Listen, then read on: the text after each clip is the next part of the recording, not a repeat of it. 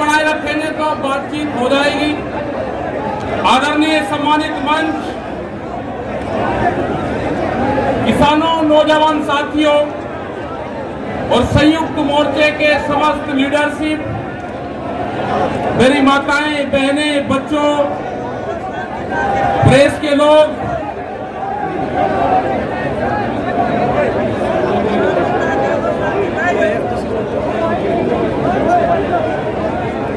सारे पुलिस प्रशासन के लोग और जो व्यवस्थाओं में लगे हुए हैं, शहर के लोग जिन्होंने इस आंदोलन में बहुत सहयोग करा, यहाँ के दुकानदार, यहाँ के व्यापारी, समस्त क्षेत्र की जनता जिन्होंने लंगर भंडारे लगाए हैं, जिन्होंने पानी की सेवा करी है, उन सबका यहाँ पर धन्यवाद है। जो बाहर से प्रेस के मीडिया के लोग आए, उनका भी यहाँ पर धन्यवाद है। देखो, मुद्दा क्या है कि पिछले 9 महीने हुए, 9 महीने से जो आंदोलन देश की राजधानी में कई लाख आदमी दिल्ली को घेर कर बैठे हुए हैं। भारत सरकार ने 22 जनवरी से बातचीत को बंद कर दिया गया है। आंदोलनरत में जो हमारे शहीद किसान हुए, करीब 650 से ज्यादा,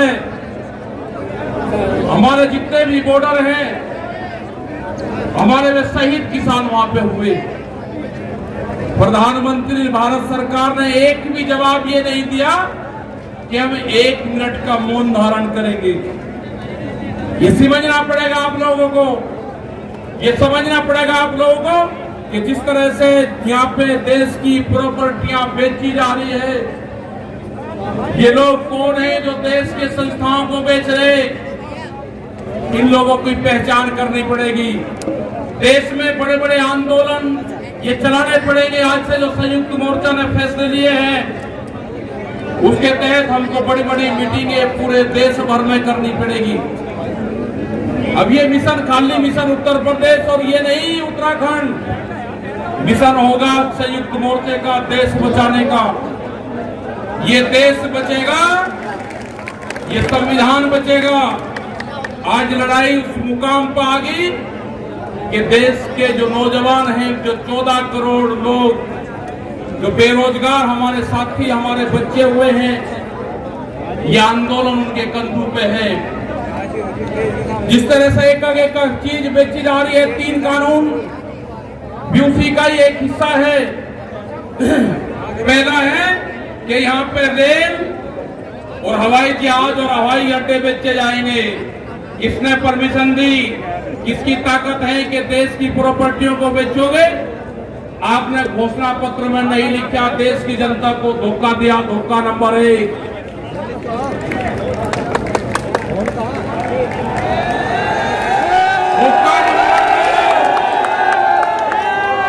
धोखा नंबर 2, बिजली बेचेंगे, प्राइवेट करेंगे बिजली को। ये धोखा नंबर 2 कहीं घोषणा पत्र में नहीं लिखा। जब वोट मांगी, नहीं कहा कि बिजली भी बेचेंगे।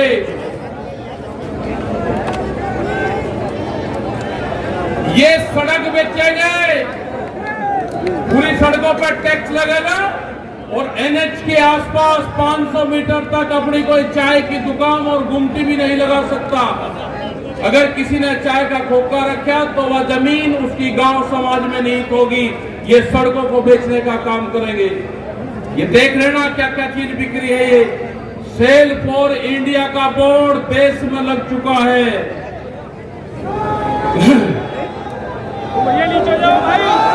ये है LIC, जो बड़ी कंपनी देश की, बैंक, ये सब बिखरे हैं। इनके खरीदार कोई और नहीं है, खरीदार अडानी और अंबानी है। ये बिखरे हैं सब। FCI की जमीन, जहां पे हमारा भंडारण होता था, वे पूरी जमीन, पूरे गोदाम अडानी को दे दिए गए हैं। पूरी FCI के जो गोदाम है अडानी के कब्जे में है।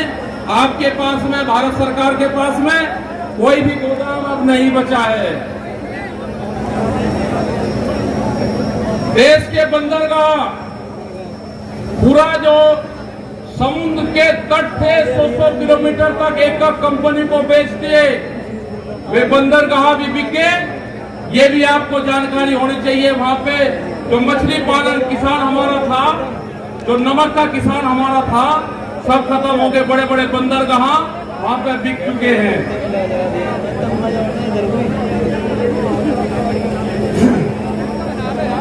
ये जल को बेच रहे हैं। जल का पूर्ण रूप से प्राइवेट कंपनियों को नदियां बेची जा रही है। जो नदियां, जो जल हमारी जीवन रेखा होती थी, उनको बेचने का काम पूरे देश में करा जा रहा है।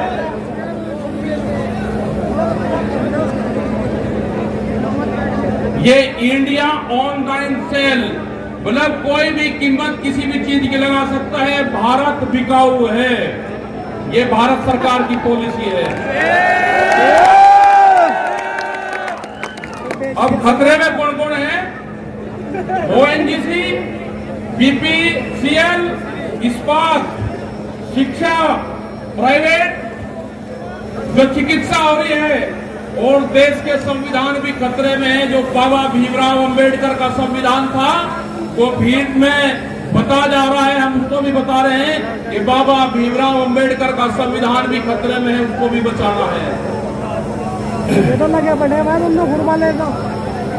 और ये खेती किसानी जिससे ये आंदोलन शुरू हुआ, ये खेती और किसानी भी बिक्री के कगार पे है। हमारी समझ में जब आया, जब देश की खेती बिकने के कगार पर आई, जब ही आंदोलन शुरू हुआ। उसके 3 कानून 9 महीने से किसान आंदोलन है, वो करने को तैयार नहीं है। आज हालात ये है कि आपका 10 साल पुराना आगे के 10 साल पुराना ट्रैक्टर नहीं चलेगा, वो भी